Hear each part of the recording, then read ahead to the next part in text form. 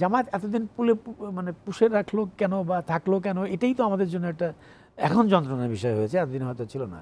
উত্তর আমার একটাই হবে যে ওই একটা সফট কর্নার ছিল, একটা এত বড় একটা সংগঠন, ইসলামিক ধরন, মানুষের মনন, জামাতের অনেক সাপোর্টার আছে এই সেন্সে যে তাকে ধর্মের অংশটাতে অনেক সাপোর্টার আছে।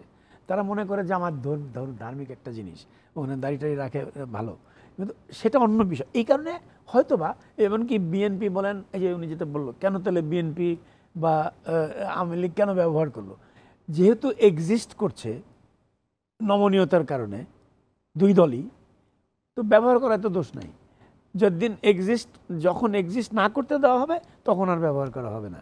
এখন এত বড় একটা দল বসে আছে, এক্সিস্ট করছে, তাদের যে একটা শক্তি, সেটাকে ব্যবহার করতেই পারে। এটা একটা ব্যবহার, মানে দুই দলই ব্যবহার করেছে, কিন্তু সো দিটস ওকে। আমি মনে করি প্রয়োজনে আপনি ব্যবহার করলেন, প্রয়োজনে ব্যবহার করলেন, কিন্তু মনের ভেতরে ইচ্ছাটা এটাই যে তারা থাকুক, দুই দলই চাচ্ছে থাকুক। কেন থাকুক? ইসলাম মনের ভাব, মানুষের প্রতি একটা কানেকশন। আমি মনে করি ইসলামের ব্যাখ্যা দেয়, সেই ব্যাখ্যা তো ইসলামের অপব্যাখ্যা না, সেটা হলো রাজনৈতিক অংশটা, আমি তা বলছি না।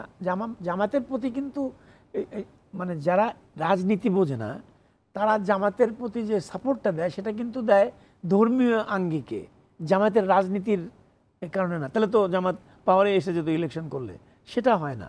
কিন্তু একটা অনুভূতি আছে জামাতের প্রতি, এটা তো ডিনাই করা যাবে না। মানে গ্রামের একটা মানুষ, একটা মহিলা বা একটা মানে সে তো জামাতের কথা শুনলে মনে করে আল্লাহর পরেই জামাত, তারপরেই তারা। তো এই যে ব্লাইন্ড যে বিষয়টা, ব্লাইন্ড হলে মানুষ কি হতে পারে, তো এখন আমরা বুঝতে পারছি। এই যে ছাত্ররা ব্লাইন্ড রেজে তারা কি করতে পেরেছে, কি করেছে, এবং এখন বোঝা যাচ্ছে যে তারাও ভুল করেছে, সবই ভুল টুল হয়েছে, সেটা ঠিক আছে, কিন্তু blind rage is a different thing, blind faith is a different thing. জামাতের প্রতি এই ব্লাইন্ড ফেইথ আল্লাহ লোক আছে, কিন্তু রাজনীতিকভাবে না, সেইটা বলছি।